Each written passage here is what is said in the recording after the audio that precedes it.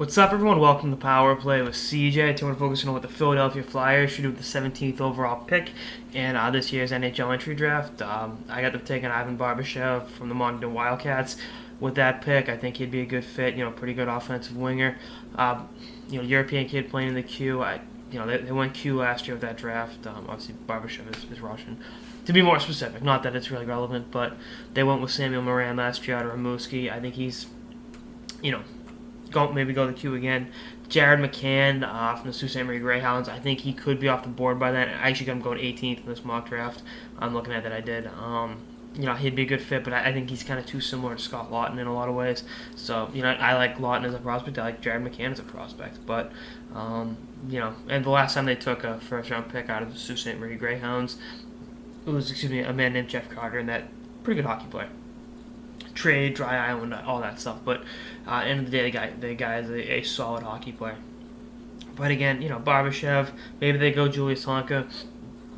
I think they're really in a position where they can take the best player available. They don't have to look for a specific position to address. If they want Dylan Larkin or Tuuk off the U.S. development team, they're probably both going to be there. Bigger forwards, Philadelphia Flyers mold, that's a possibility. But I think there's a number of ways they can go with it. I don't have them going goalie. I don't see them taking Thatcher Demko. I have them. They seem to be really high on Anthony Stollers. Because he hits people with a stick. I'm just kidding. But he's a pretty solid junior hockey goalie. So I think they're fine with their organizational depth in that. I think they'll address either forward or defense. I don't see them trading out of this pick. I don't see them making a blockbuster trade at the draft. And again, this draft really is. There won't be, a soon-to-be NHL defenseman in this draft. It's just the way it works. So you take the best player, whether he's a forward or a defenseman, and go from there. They're obviously still looking for a number one defenseman. That's going to be an intriguing scenario. They're not going to make the deal for Shea Weber. The irony is Laviolette was the coach when they offer sheeted him, and now he's coach in Nashville, so that's kind of an intriguing situation.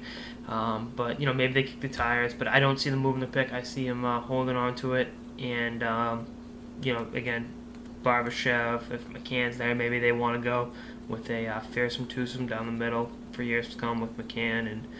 They got plenty of depth at center. With Giroux and Couturier, guys like that. Shen, Lecavalier, both natural centers. Obviously, and they got to get Shen locked up long term too. That's going to be something to look at. And Couturier for that matter. When I think about it.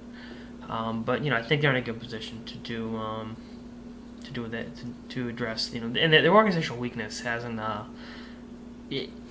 They're not the deepest team. Prospect wise, I'm back and forth on Morin, the best way to describe it. Samuel Morin, like Lawton, like Gauthier, and we'll see what happens with those guys, but I think it should be at the very least intriguing scenario going into this draft for the Flyers. Anyway, that's all I got this episode of the Power Play with CJ on what the Philadelphia Flyers should do with their 17th overall pick in the 2014 NHL Draft, which will be in Philly. I'll be there. Stay tuned for episodes for the playoffs and beyond. Later, guys.